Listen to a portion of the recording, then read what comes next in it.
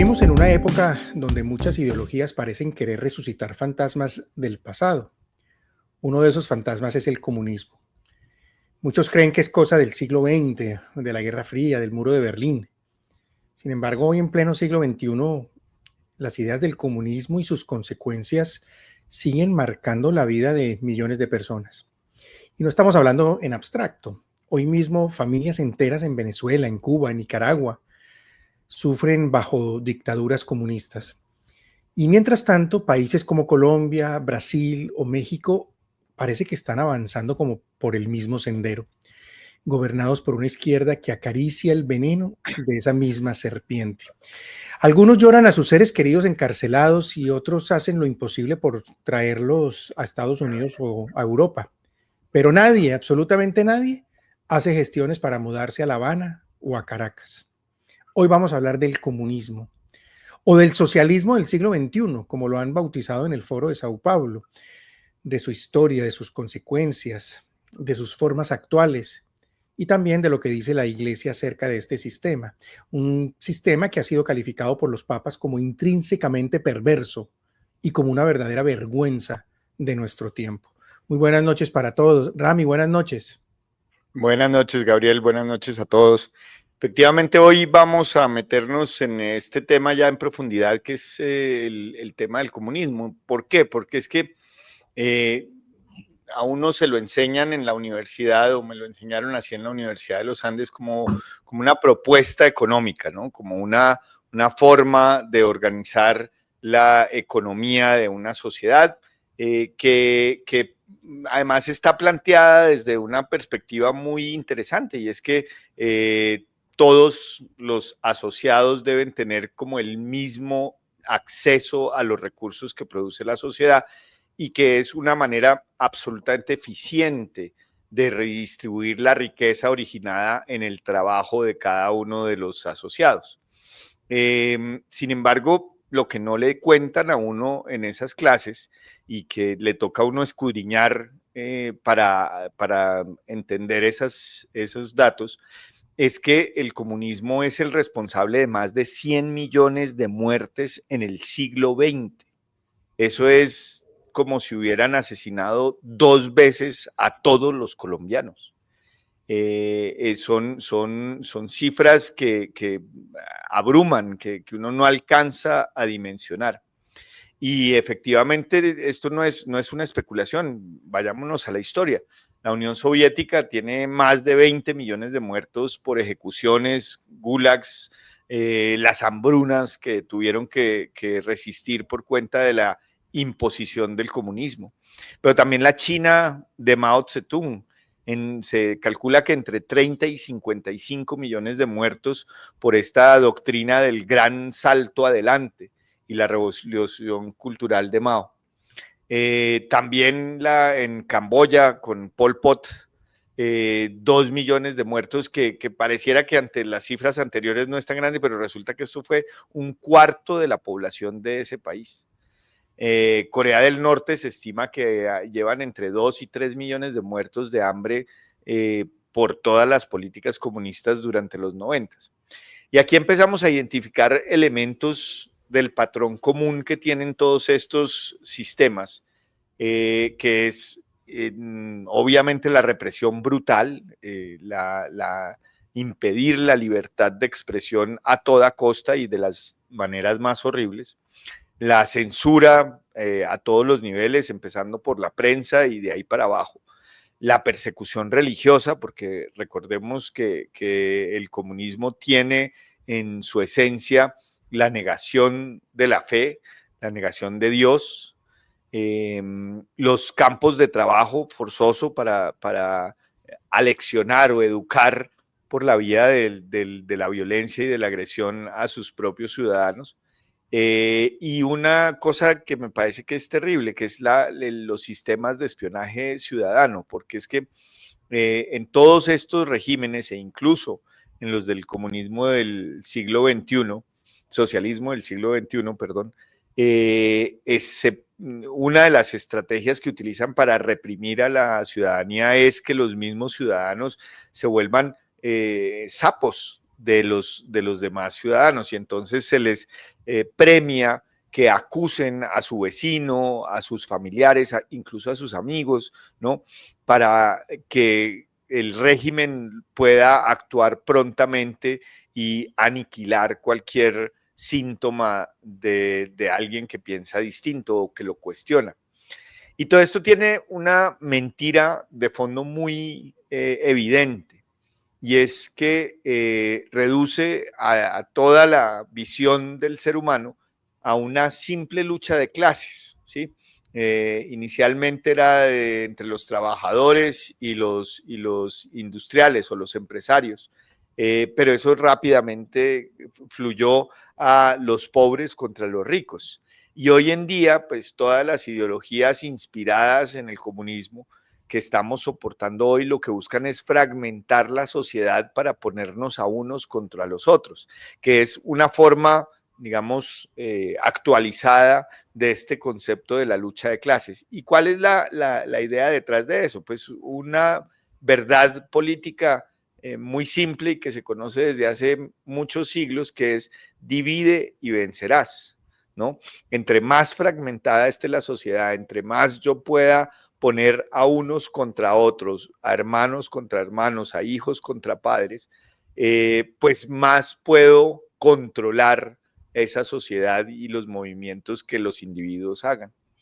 Y adicionalmente, pues esto viene de la mano de unas promesas de un mundo mejor, de un mundo ideal, de un mundo paradisiaco, pero en el que no tienen cabida ni Dios, ni la familia, ni un concepto específico, una estructura moral específica frente a la cual la sociedad deba estar circunscrita. Y lo que es también un factor que hoy, cientos de años después de los primeros brotes de comunismo en la historia de la humanidad, pues sabemos que al final lo que sí hay es una élite privilegiada, ¿no? Y para no ir más lejos, pues está la familia Castro, las hijas de Chávez, la misma riqueza que le calculan a Maduro, a Ortega, y así como hay unas riquezas enormes de los dirigentes, también hay un pueblo empobrecido y sometido, ¿no? Y es que tenemos que llegar al reconocimiento de que el comunismo no es solo un error filosófico, es una doctrina del odio, nacida del resentimiento, sostenida por el engaño y ejecutada con sangre, que eso es lo peor, ¿sí? Porque nunca van a encontrar ustedes que este proceso tenga al final alguien que asuma responsabilidad o alguien que se arrepienta.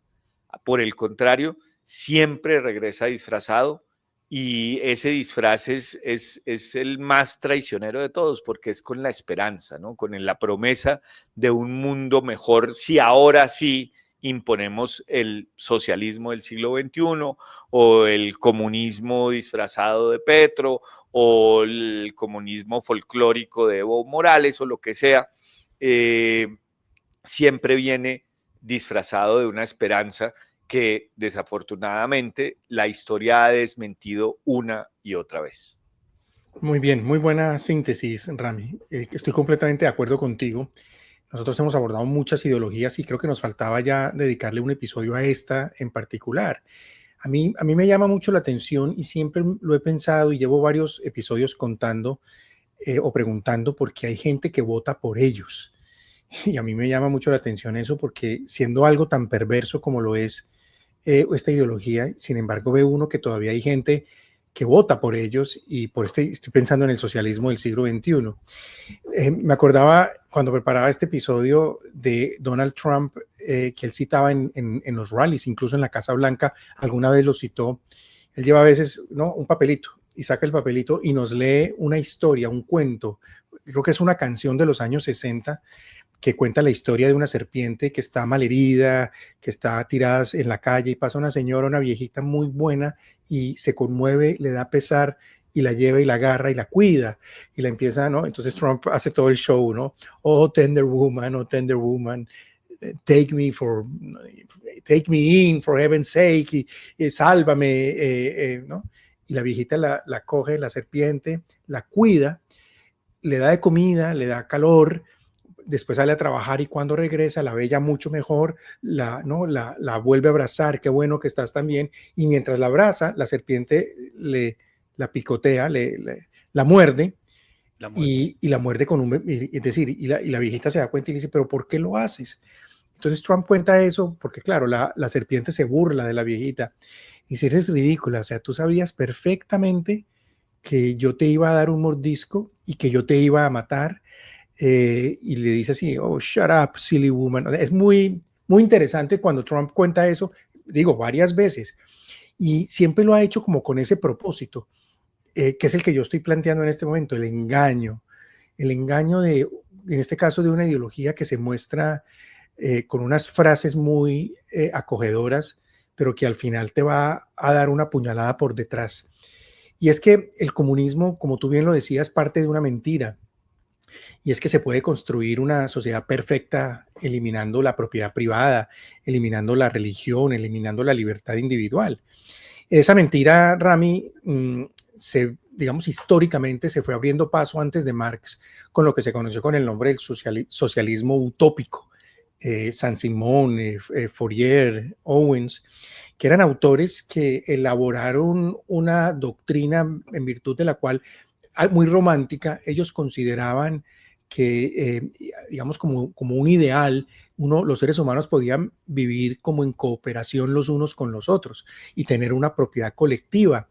Y esto, de inmediato, pues Marx da cuenta de que esto es una irrealidad, que pues se puede llegar a tener esa propiedad colectiva eliminando la propiedad para que no haya como esa posesión de nadie, pero además con un elemento que él lo llama el científico. Él es el que le da el calificativo de utópico y dice, a ustedes les falta entender que el proceso de la historia no se mueve con las buenas intenciones de las personas. A esto hay que meterle la lucha de clases. Y elabora toda su doctrina, pues, al margen que los criticaba como ingenuos, y decía, ustedes ignoran la lucha de clases y además ustedes no tienen un método para transformar esa sociedad que ustedes están buscando.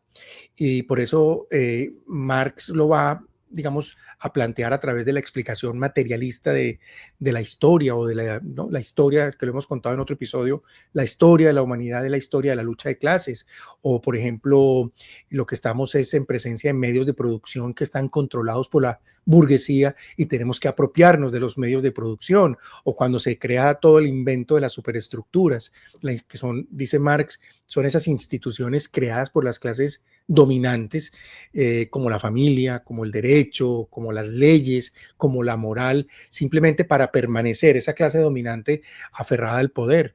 Y él plantea esa estrategia revolucionaria del proletariado como mecanismo de revolución, que tú muy bien dijiste que eso ha venido evolucionando, porque en el fondo ya no, cuando se cae el muro de Berlín, ya es muy difícil plantear esa lucha de clases entre el obrero y el proletariado, porque el obrero ya de todas maneras alcanzó unas condiciones en muchos países de mucha estabilidad económica muy buena que no estaban presentes en el siglo XIX. Entonces ellos fueron evolucionando y ya plantearon esa lucha de clases, lucha de familias, o lucha de hombre-mujer, o la lucha de las razas, todo lo que hemos venido hablando en estos episodios. Pero bueno, volviendo a esa pregunta, Rami, a mí se me ocurre, pensándolo, porque te digo, le he dado muchas vueltas al tema, ¿por qué la gente sigue votando por el socialismo del siglo XXI o por el comunismo? Y yo la primera respuesta que encuentro es que ese socialismo del siglo XXI, o mejor, ese comunismo o socialismo del siglo XXI, no se presenta como tal, no se presenta como, es decir, no hace campaña diciendo vota por mí que los voy a expropiar, los voy a censurar, voy a hundir al país, los voy a hacer más pobres. Eso no lo dicen. Ellos lo dicen, digamos, el socialismo o el comunismo viene disfrazado de una cantidad de frases muy atrayentes, de justicia social, de redistribución, inclusión, no sé, solidaridad, progreso, derechos humanos, y si quieres agregar derechos reproductivos, o hablan de la descolonización, de la diversidad, tantas cosas y tantos elementos que son términos o palabras emocionalmente muy poderosas, pero que han sido vaciadas de su sentido original pero que les ha ayudado para avanzar su agenda. Esto hace parte de lo que hemos llamado en otros episodios el marxismo cultural, ese marxismo que apela a esas palabras emotivas. Y como segunda razón, que es complementaria de la anterior, encuentro que la izquierda ha aprendido como a capitalizar el resentimiento, la envidia, el dolor, la frustración. Por eso, al apelar a las emociones, al mismo tiempo está apelando como al sentimentalismo o a una especie como de sentimientos oscuros en las personas de rabia, de miedo, de dolor, de frustración.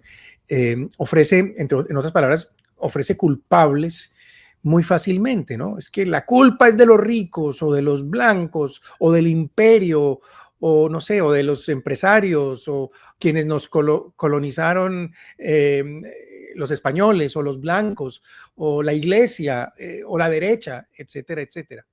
Y la izquierda frente a este, digamos, discurso les ofrece un relato muy, muy sencillo, y es porque al lado de atacar a estas cosas dice, en el fondo lo que está diciendo es, mira, tú estás mal, tú estás sufriendo porque es que hay otros que te están oprimiendo y nosotros venimos a liberarte. Y esto es emocionalmente seductor, sobre todo cuando se ha cultivado pues una cultura de la victimización. Se me ocurren esas dos por ahora. Dame tú dos más y yo después vuelvo y retomo con otras, Rami. Pues frente a la pregunta de por qué la gente vota por el comunismo, hay una que es este tema de venderle a uno la, la, la, la posibilidad de vivir en paz sin necesidad de cambiar internamente, ¿no? El comunismo de alguna manera lo que plantea es que lo que está mal es el mundo alrededor, ¿no es cierto? Y que por eso entonces si lo transformamos radicalmente, ya todos vamos a ser felices. Y eso es eso que parecería un juego de niños, una ingenuidad asombrosa. Te digo yo que era el argumento con el que en mi chat del colegio, de egresados de mi colegio, se justificaba que se votara por Petro, a pesar de que era evidente que a juzgar por su paso en la alcaldía, por las posiciones que tuvo como senador, por la crisis a la que llevó al país en mitad de la pandemia con sus protestas sociales, la gente al final decía, no, pero es que yo quiero cambiar todo. Y si para eso hay que derrumbar lo que tenemos y volver a empezar, pues hagámoslo, ¿sí? Y ese argumento es de una ingenuidad enorme, porque es que derrumbar todo implica reducirnos a lo mínimo, a llevarnos a las cenizas, ¿sí? Y eso no necesariamente es una solución. Destruir no es una solución. Nunca lo ha sido. Renegar de las propias bases, de los propios cimientos de la cultura, no es una solución. Al contrario, lo que es llevarnos a unos niveles más bajos de lo que hubiera podido ser mantenerse en la misma mediocridad, si se quiere. Ahora, siempre habrá necesidad de cambiar las cosas, siempre todo será susceptible de mejorar. 2000 años de historia de la cristiandad y de la cultura occidental así nos lo evidencian. Pero eso no quiere decir que entonces, porque uno no ve con claridad las soluciones a ciertos problemas, o porque hay problemas que requieren soluciones que duran años y décadas, ¿sí? Entonces hay que destruir lo que hay. ¿Por qué llega uno entonces a votar ahí? Por esa falsa esperanza, por esa falsa idea de que el problema no está en mí, sino está es en lo que me rodea. Y Muy bien. eso creo yo también que tiene algo de espiritual, porque Ujú. por el contrario, la doctrina cristiana lo que nos lleva es a ver en nosotros mismos lo que hay por mejorar, a ver los problemas que tenemos, las dificultades, las limitaciones para superarlas de la mano de Dios. Y eso es lo que finalmente el comunismo odia. Porque si el individuo se centra en formarse mejor, en ser mejor persona y sobre todo en obediencia a Dios, se vuelve un individuo imposible de limitar, imposible de esclavizar. Y ahí es donde entra en conflicto esta idea de que todo está bien afuera, o perdón, todo está bien adentro y no hay que cambiar nada, y afuera es lo que hay que cambiar, contra la visión cristiana de no. Para transformar mi realidad, primero tengo que transformarme a mí mismo y Muy bien. primero tengo que trabajar en mí. Muy bien, yo tenía ese punto, muy bien que lo hayas tratado. Yo lo tenía bajo el nombre como que algo así como ofrece redención sin conversión. Fue lo que pensé. Y es en el fondo es lo que tú estás diciendo. El mal está allá afuera, ¿no? El cristianismo nos diría, no, ojo, primero cambia tú, primero viene la conversión interior. El comunismo le va a plantear uno todo lo contrario, el mal está fuera de ti, hay que cambiar el sistema, todo destrúyelo, etcétera, etcétera. Otra razón que yo encuentro, que la hemos planteado aquí hasta el cansancio, porque la gente vota por ellos, es porque la gente está lavada, tiene el cerebro lavado. La infiltración que ha habido de comunismo en las universidades es brutal y lo estamos viendo día a día. Hay muchos profesionales que son educados realmente, que no son educados, que están adoctrinados. Y eso lo hemos visto en muchos programas, Rami, ¿te acuerdas? En las universidades cuando lo tratamos, pero no son en las universidades o en las escuelas públicas, en los colegios, digamos, en el sistema de educación pública en Estados Unidos, sino también a nivel de las ONGs o de organismos internacionales y también, digámoslo, de buena parte de los medios de comunicación que llevan difundiendo ideas derivadas del marxismo, del relativismo, no es sino hablar de, no sé, el feminismo radical, la teoría crítica, que es lo más absurdo que uno académicamente puede encontrar, pero eso es pan diario en las universidades y en los medios de comunicación.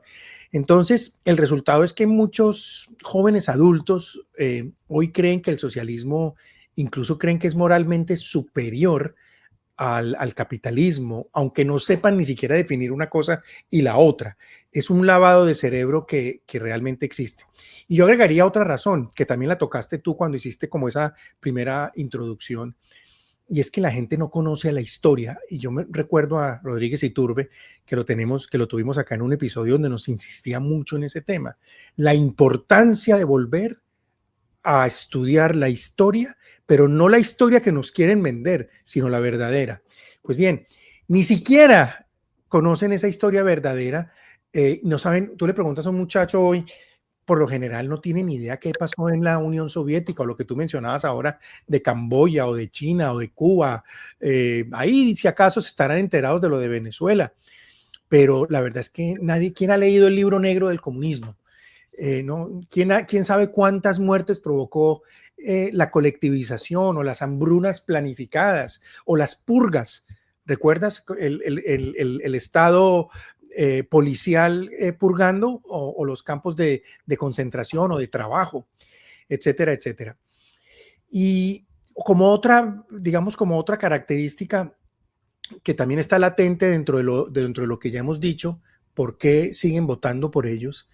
Es porque el socialismo del siglo XXI y el comunismo se combina muy fácilmente con otras ideologías de moda. Digamos que el comunismo en el siglo XXI no llegó solo, vino mezclado con el feminismo radical, con el ambientalismo extremo, con la ideología de género, con el indigenismo, el ateísmo militante, ni qué decir, y también con el resentimiento histórico. Y todo esto crea como una cultura emocional colectiva que te hace sentir bueno por estar al lado como de esas causas justas y progresistas, aunque ese paquete RAM incluya aborto, censura, persecución religiosa o destrucción institucional. Ese es es la serpiente la que Donald Trump hablaba en ese poema o en esa canción y nos recordaba. Se presenta siempre con tengan compasión mía, se presenta emocional y como la gente hoy en día tiene tan poco criterio, pues termina cayendo en eso. Y yo agregaría una última. Y es que la derecha, Rami, tristemente, ha sido o torpe o cobarde. Y en eso tú nos podrías contar mucho de eso, porque no hemos encontrado una derecha que sea realmente, que haga frente o que haya hecho frente con entereza a la izquierda. De pronto estamos empezándolo a ver ahora gracias a todo lo que está sucediendo, pero me parece que ese punto es clave, ¿no? Muchos gobiernos de derecha han sido corruptos, han sido insensibles, han sido elitistas, o han sido cobardes. Muchos han evitado las batallas culturales por miedo a ser cancelados. Tú has contado acá ¿no? de políticos que a la hora de votar, Rami, que supuestamente son católicos, pero a la hora de votar se esconden. Entonces, claro, como ellos se esconden, pues ¿quién ocupa el lugar de ellos? La izquierda. La izquierda viene, aprovecha y ocupa ese vacío moral y se presenta como la única con valores. Dinos algo de eso, Rami. Yo sobre ese punto de que me parece muy bueno y es que parte de la razón por la que se elige a la izquierda o al comunismo o al socialismo del siglo XXI tiene que ver con que no hay una buena alternativa. Yo iría mucho más allá. Y es que yo he querido hacer, no he tenido tiempo, un estudio sobre los gobiernos en Colombia de los últimos 30 años.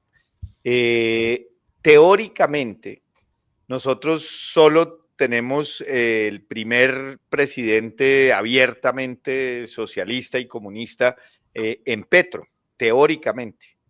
Pero yo discuto y cuestiono esa aseveración. ¿Por qué? Porque si bien Uribe, que digamos es la contraparte y políticamente hoy en día sigue resonando y gente como mi papá todavía piensa que Uribe es el presidente de este país, lo que uno sí ve es que Uribe tampoco es propiamente una alternativa a esta ideología del comunismo, del socialismo del siglo XXI. Y revisemos un poquito. Santos sin duda no lo fue, ¿sí? Santos es, a mi juicio, el primer presidente abiertamente progre que ha tenido Colombia, que implementó una estructura institucional absolutamente de izquierda, de pensamiento de izquierda, con la bandera de que estábamos avanzando en derechos, que estábamos avanzando como sociedad, que nos estábamos globalizando y que cada vez nos estábamos asimilando a la al cambio de cultura que estaba proponiéndose desde Europa y Estados Unidos. Y a él, claro, le quedaba muy fácil porque pues con su acentico medio gringo, con sus modales del Country Club de Bogotá y con una familia habituada a los círculos de poder en Colombia y en Estados Unidos, pues entonces él tenía las herramientas para hablar con propiedad de cómo esa transformación debía darse. Y nos tocó dos veces, además, ¿no? Amiguísimo de Soros Después, y promocionado sí, por Soros claro, y por el Foro Económico patrocinado Mundial, por ¿no? Soros directamente. Sí, Y claro. después, en respuesta a eso, terminamos eligiendo a Iván Duque, que Iván Duque era además de la junta directiva de Open Society de Soros. No. Entonces era el mismo con el mismo, es decir, la respuesta que tuvimos fue más de lo mismo, pero con un disfraz muy peligroso, porque hacerle oposición a Duque sí que fue difícil, porque obviamente Duque representaba esa respuesta de la ideología conservadora, del pensamiento conservador colombiano al desastre que fue Santos. Pero, por ejemplo, nadie dijo nada de que mantuvo a los mismos funcionarios técnicos que estaban abiertamente avanzando con una agenda ideológica desde los puestos de decisión en el gobierno. Tampoco nadie dijo nada que las preferencias de Duque en la Corte Constitucional eran personas abiertamente progre. Tampoco nadie dijo nada que los candidatos de Duque a ocupar cargos en el exterior en entidades multilaterales eran personas abiertamente progres. ¿Y por qué pasa eso? Finalmente, entonces, o sea, mi primera razón es que en realidad no hay derecha. No hay derecha es porque no hay una respuesta a esa izquierda comunista y socialista ideologizada. ¿Por qué no la hay? Porque y te lo digo sinceramente, después de muchos años de estarle dando vueltas al asunto, la respuesta, si no es de la mano de Dios y con Dios por delante, nunca va a ser una real alternativa. Va a ser más de lo mismo, en mayor o menor intensidad. De hecho, a mí me preocupa que sigamos eligiendo personas que se presentan como alternativa a esta izquierda ideologizada, pero que no llevan a Dios en su corazón y no tienen temor de Dios, porque lo único que van a hacer es legitimar el siguiente gobierno de izquierda que va a ser aún más radical, que va a ser aún más riguroso y que va a realmente acabar con las instituciones y amoldarlas a su manera. Es que eso es lo que estamos viviendo hoy en día, cuando la gente le apostó a Duque, le apostó pensando que él iba a ser una derecha, pero no muy radical, que iba a lograr llegar como a un punto medio. De hecho, sus ministros y sus asesores, eso era lo que decían cuando uno se reunía y les decía, oiga, pero un segundo, venga, aprovechemos y echemos para atrás la agenda abortista, la agenda de la cultura de la muerte. Entonces, no, hombre, es que esos temas Sí, les da miedo. morales son muy delicados y aquí no queremos generar más división, lo que queremos es generar unidad, eso no es en este momento, más bien ocupémonos de sacar el país adelante para que impidamos que vuelva la amenaza de la izquierda en este país. ¿Y qué fue lo que sucedió? Que esa debilidad moral y espiritual de ese grupo de gente permitió que un solo personaje con un micrófono en mitad de la pandemia acabara con este país, sacara a las calles a miles de personas, hiciera todos los desmadres que hizo y diera esta sensación de que el país estaba en ruinas y que la única alternativa era volver a arrancar, ¿sí? Y ahí es donde yo digo, mientras no haya una real alternativa en Dios, no en nada más, porque es que ya nos estamos cansando de exhibir en este programa desde distintas visiones, que lo que hay detrás es una batalla espiritual. No es ni siquiera la batalla cultural, es la batalla espiritual.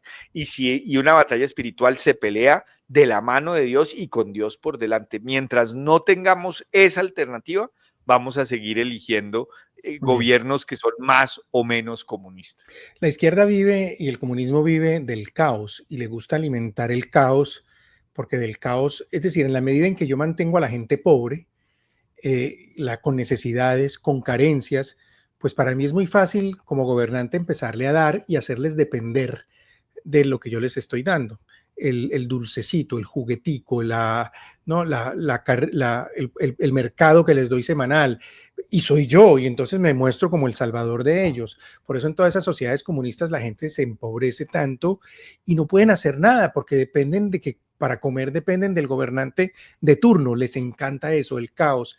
Y les encanta también forjar el caos para llegar al poder, como fue lo que tú estás contando en este momento. Yo siento que, bueno, no me quiero meter en candidatos porque en esto hemos discutido mucho contigo con otros episodios con el padre Daniel. Estoy de acuerdo contigo plenamente en todo el tema de que hay que tener el temor de Dios y que necesitamos gobernantes con esa entereza moral, donde Dios sea el centro de sus vidas. Pero yo no creo que estemos tan alejados en algunos de ellos hoy en día sin que sean santos. Pero eso lo dejamos para otro episodio, que los invitamos a nuestros televidentes y oyentes que ¿no? En esos episodios con el padre Daniel hemos abordado algunos de estos temas. Yo simplemente en esta parte quisiera concluir, Rami, que el comunismo se presenta como digamos, ellos presentan esto como con cierta dimensión espiritual, aunque tú también tocaste algo de eso, porque en el fondo el comunismo es una pseudo religión, por supuesto, sin Dios. Es una fe, ellos muestran como una fe secular que ofrece redención en la tierra a través del Estado. No se preocupen, yo les voy a dar todo, yo les voy a resolver todos sus problemas. En un mundo que ha abandonado a Dios, muchos buscan, Rami, algo en qué creer, algo que les dé sentido, y el comunismo viene a ofrecerles eso, con mentiras, por supuesto, pero por lo menos les dan un relato donde la gente se siente como perteneciente. Yo pertenezco a ese relato, les dan como una identidad, una causa, y eso seduce, y seduce a mucha gente. Por eso también hay intelectuales zurdos, gente estudiada y sin embargo seducidos. Entonces, para concluir esto, es simplemente decir que la gente no vota por el comunismo porque sea algo bueno, sino porque ha sido vendido de forma hábil, de forma emocional y de forma seductora. Rami, ¿qué ha dicho la Iglesia a lo largo de sus encíclicas sobre el comunismo? Pues la Iglesia se ha pronunciado varias veces sobre el comunismo de manera directa. Pues quisiera citar muy brevemente para proponer otro elemento, y es pues el Papa Pío XI emitió la encíclica Divina Redentoris en 1937, en la que condenó específicamente el comunismo. Después el Papa Pío XII en su pontificado también se opuso al comunismo y muy particularmente durante la Guerra Fría. Y Juan Pablo II, que tuvo también un pontificado muy largo y es santo, que además nació en Polonia bajo un régimen comunista, fue un crítico acérrimo del comunismo y tal vez tiene una de las encíclicas más interesantes desde el punto de vista pedagógico, que enuncia con claridad las características del comunismo y cómo nos debemos oponer a ella, que fue en la Centesimus Annus en 1991. Pero además de esto, pues hay muchas otros textos en donde el comunismo ha sido abiertamente, digamos, señalado y condenado por la Iglesia Católica de manera vehemente, clara, directa, sin lugar a dudas. Ahora, lo que quisiera compartir un poco, si me permites, Gabriel, es el resultado de un estudio que hicimos en el año pasado, en el 2024, que quedó condensado en un artículo que se llama La reforma constitucional de Petro, cortina de humo o cortina de hierro.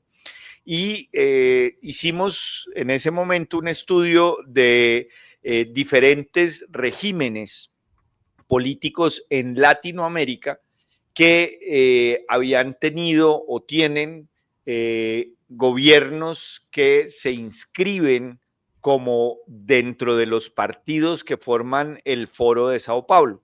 Y esto el año pasado pues ya era sencillo porque el Foro de Sao Paulo tiene su página web, porque ahí se puede verificar quiénes son los partidos inscritos en el Foro de Sao Paulo, y también se puede verificar pues ya históricamente quiénes han sido los diferentes gobiernos en los países latinoamericanos que han, digamos, pertenecido al Foro de Sao Paulo.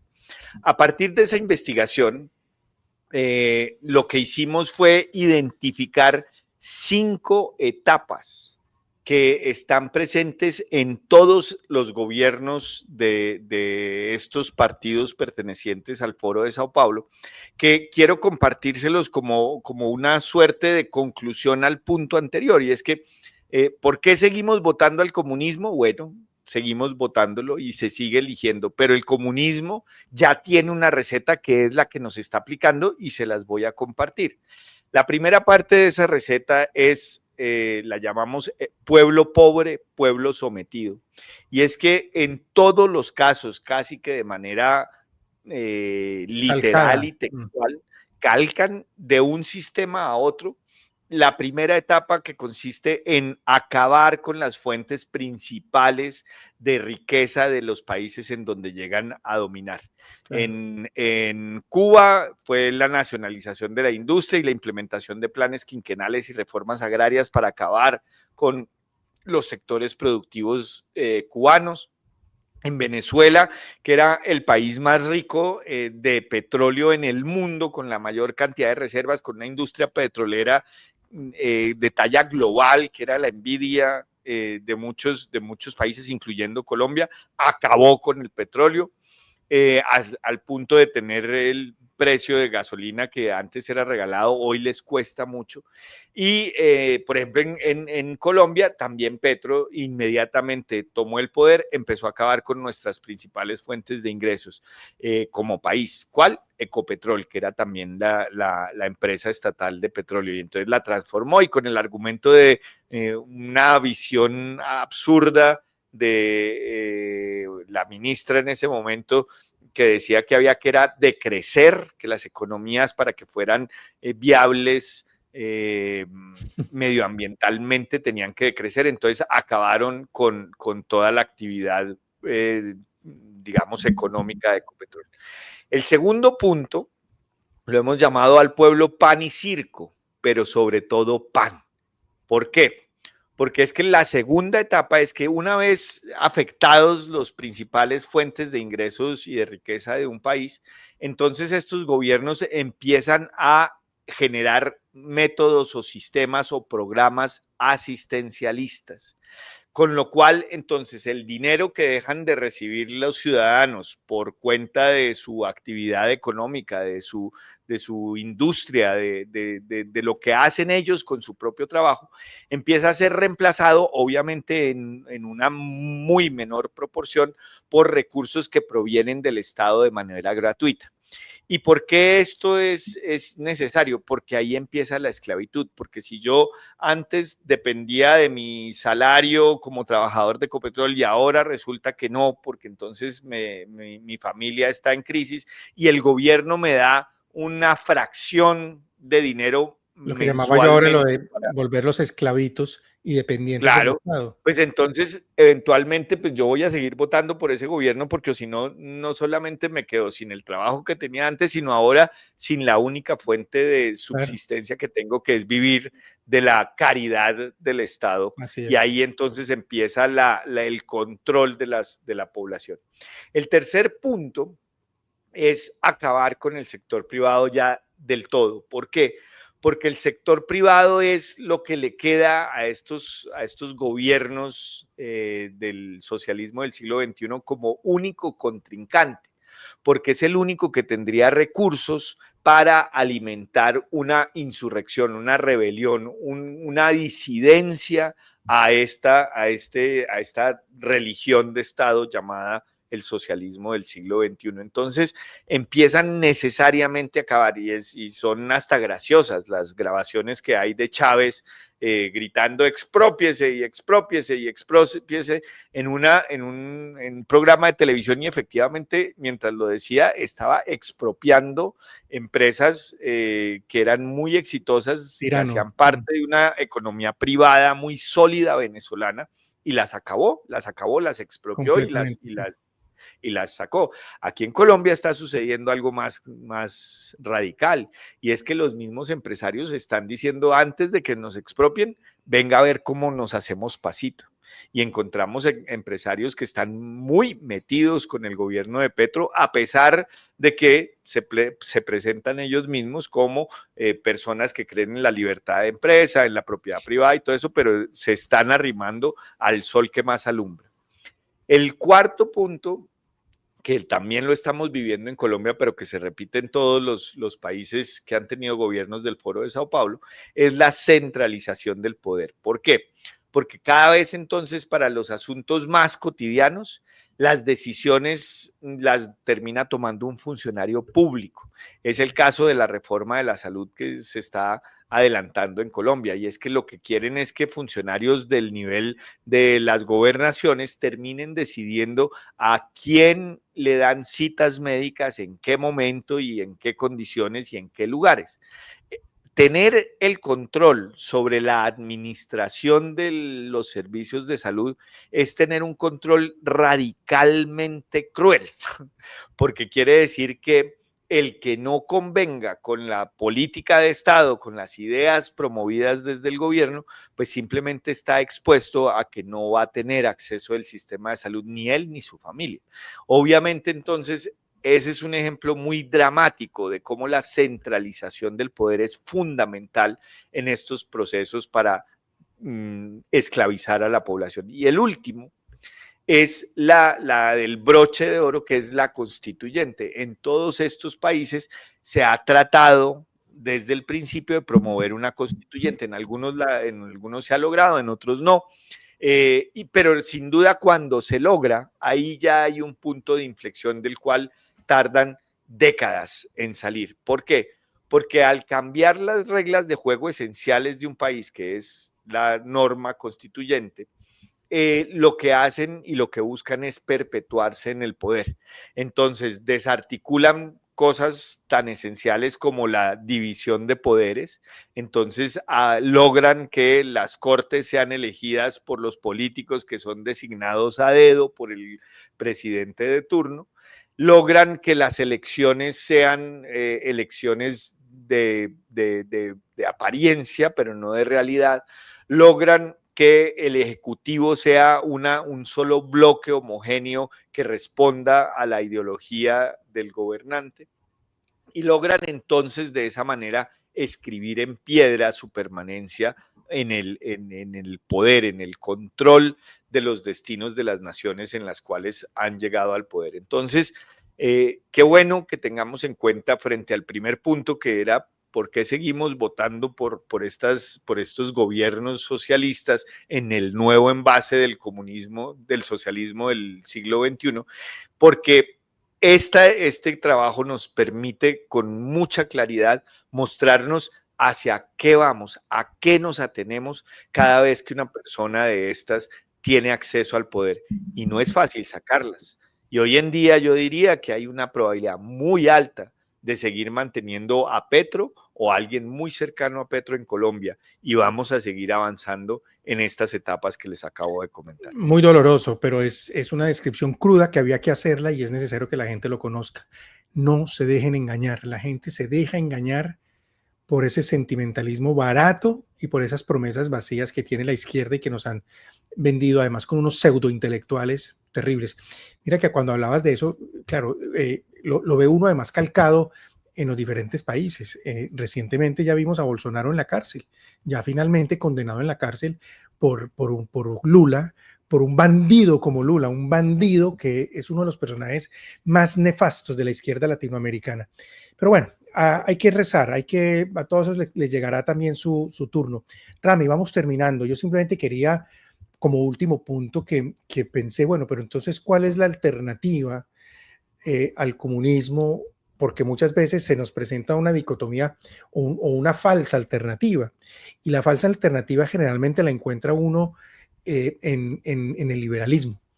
Y nosotros nos hemos puesto, digamos, en algún episodio pasado a hacer un estudio juicioso de lo que es el liberalismo, y nos hemos dado cuenta que esa es una falsa dicotomía, porque el liberalismo, y estamos pensando en ese liberalismo como lo describimos en ese capítulo que hablaba como de una exaltación del individuo hasta el punto de disolver como todo vínculo y toda verdad objetiva.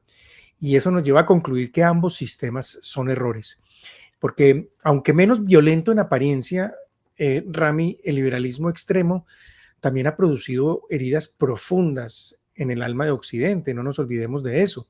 La negación de la verdad moral, el relativismo como norma, el hedonismo como ideal de vida, el aborto. Los liberales son prácticamente abortistas, el aborto como derecho, o la ideología de género como doctrina oficial, la disolución del matrimonio, eso se lo debemos al liberalismo, la pérdida del sentido del deber o del bien común, que lo vimos también en otro episodio. Cada uno haga lo que se le dé la gana, pues, mientras no moleste a los demás. El liberalismo sin raíces cristianas, Rami, termina corroyendo desde dentro lo que pretende defender, que es la libertad. Ahora, ese es un extremo malo. También está, desde luego, el que estamos hablando hoy, el otro extremo malo, que es el comunismo, que uno diría, si me tocara elegir, pues obviamente elegiría uno el primero, con toda la crítica. Por lo menos el primero me deja criticarlo y no me hace nada, no me encarcela. El problema del comunismo es que no solamente no me deja criticarlo, sino que además va mucho más allá que el liberalismo, porque hay una negación total, por ejemplo, del orden de la trascendencia, donde el liberalismo permite todavía que Dios sobreviva, digamos, en el ámbito privado. El comunismo, en cambio, le declara la guerra directamente. Lo vimos en la Unión Soviética, ¿no? Con las iglesias cerradas, con sacerdotes deportados a Siberia, o en China con la persecución que todavía se da a católicos fieles al Papa, en Cuba y Nicaragua, con la expulsión de religiosos. Nicaragua está la iglesia siendo perseguida hoy de una manera dramática. el cierre de las emisoras cristianas o la criminalización del culto.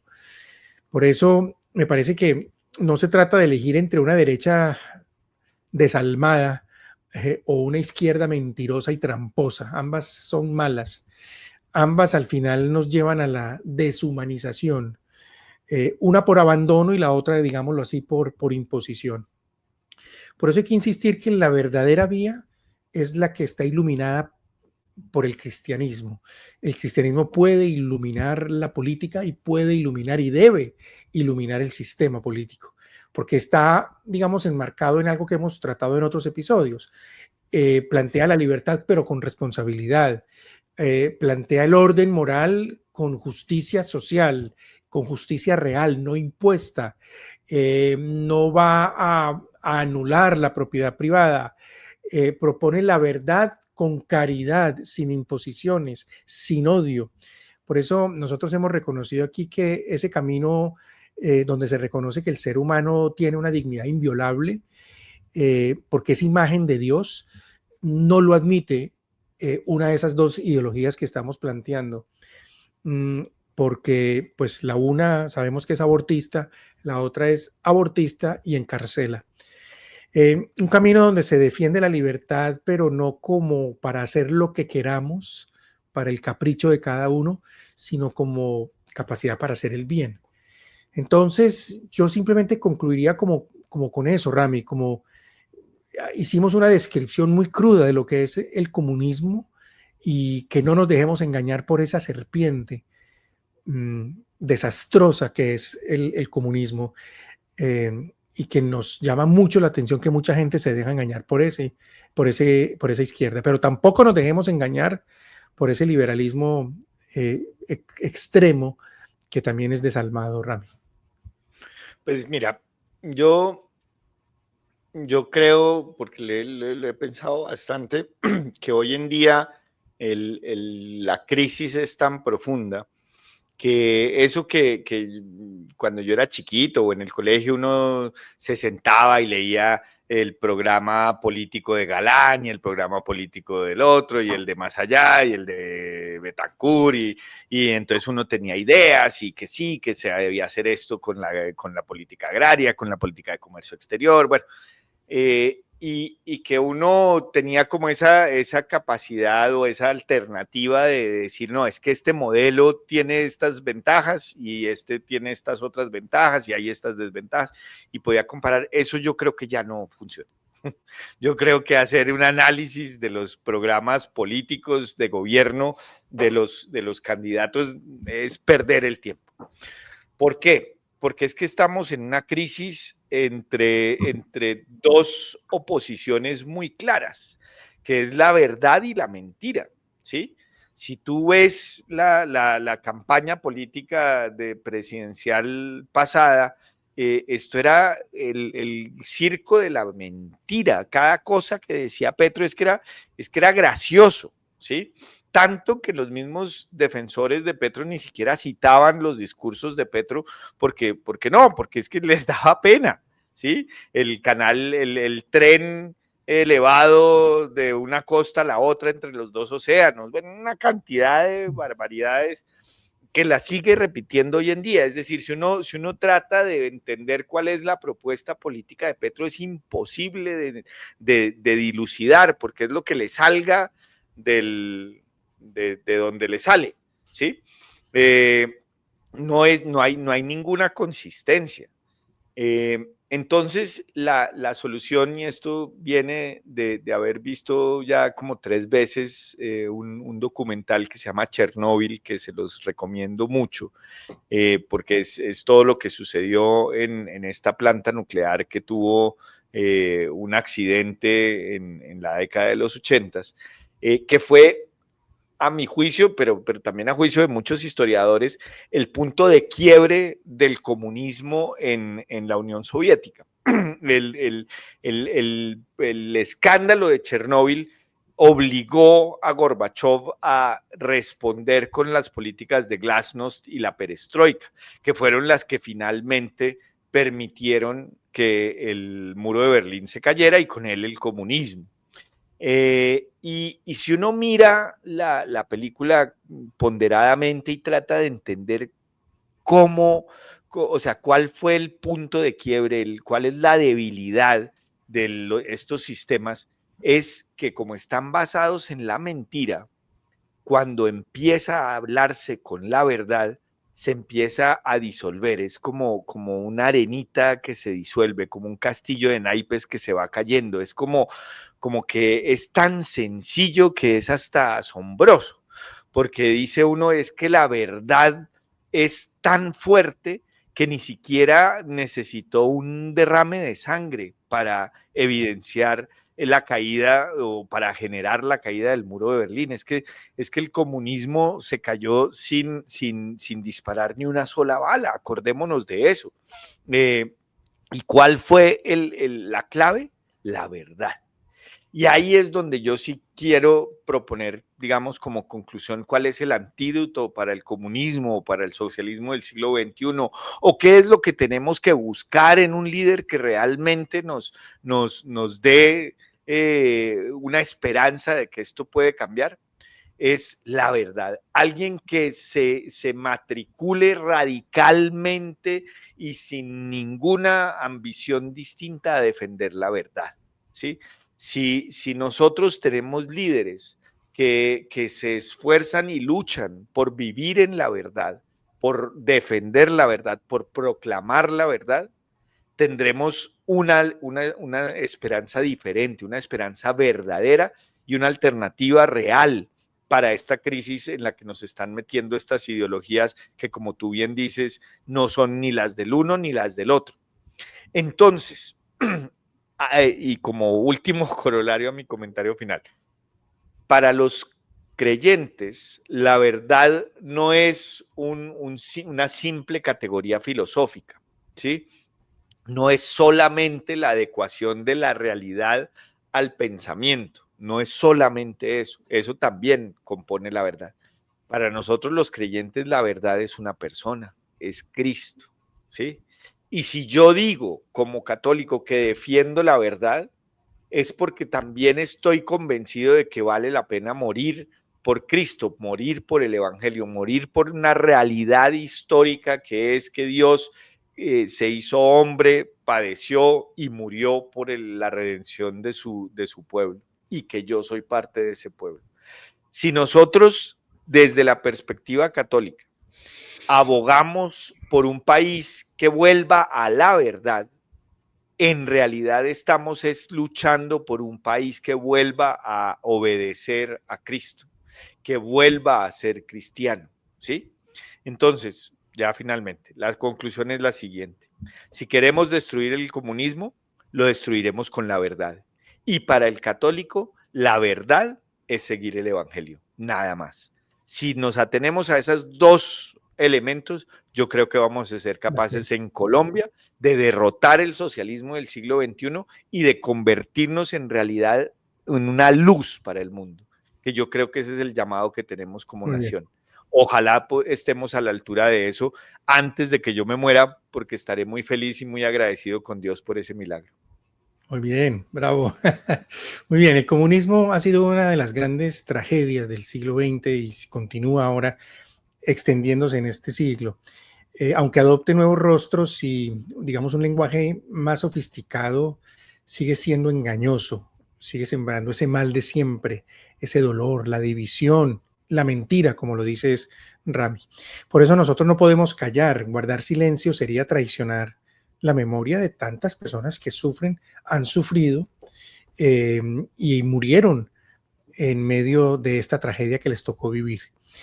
Bueno, muchas gracias a todos. Yo creo que hasta aquí llegamos, Rami. No se les olvide a nuestros oyentes que están creciendo muchísimo, bendito Dios, el darnos el like, que eso nos ayuda con los algoritmos y con la visibilidad. Eso dicen. Bendiciones para todos. Rami, gracias por tu compañía hoy.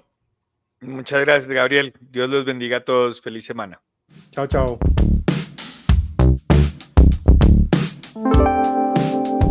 Si este proyecto te gustó, suscríbete ahora. Hazlo ya. Por favor. Es gratis. Nos queremos pensionar.